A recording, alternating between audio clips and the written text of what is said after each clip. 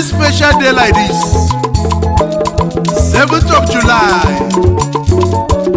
a king was born in the ancient city of Okusi Bilibiogada Kingdom. Let us all stand on our feet and celebrate the king. Tell you, mama, Arana Zomo. Tell you, Mwetodike. Tell you, happy birthday. Arana Zomo, happy birthday. We wish you so many years. Happy birthday. Long life and prosperity. Happy birthday. May your days be long on age. Happy birthday. May the Lord bless your new age. Happy birthday. Selio mweto bedike odokuo. Happy birthday. Allah nazumwa. Selio nazumwa. Happy birthday to you, Korobio Yibo. Allah nazumwa.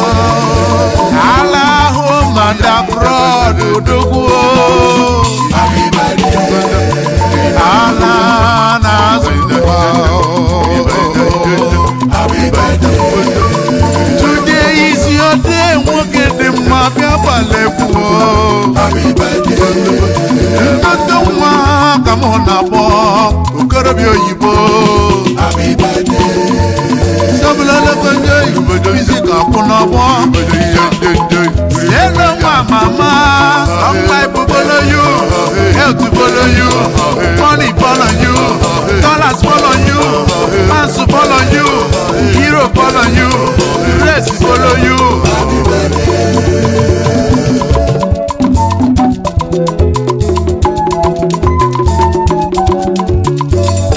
In the ancient kingdom of Okusu, Afomono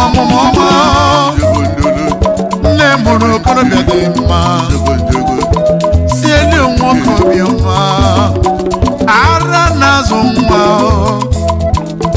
Alanazumwa, Opapu di Manisiego, Wakuraka Kamna Bokyodo.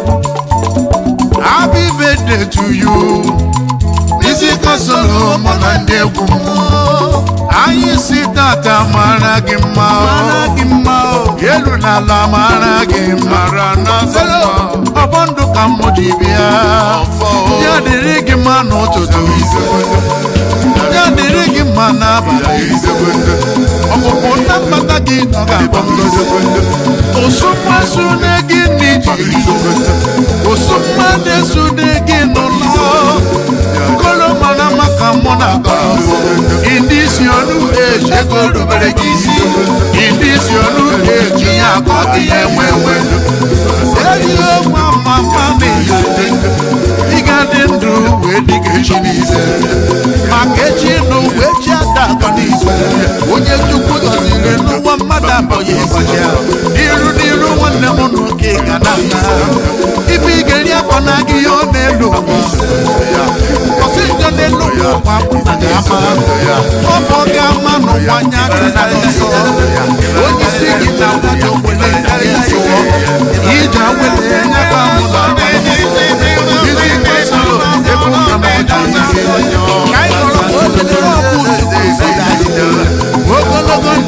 from Happy birthday to you.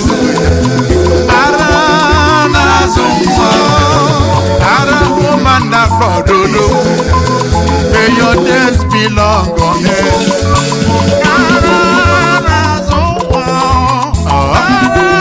Hello, mama. Long life will follow you, health to follow you, money follow you, dollars follow you, fans follow you, hero follow you, dress follow you. Musical solo star and his Good News International Band, celebrating a worthy fan and a friend. Selio Etodike Aranazumwa.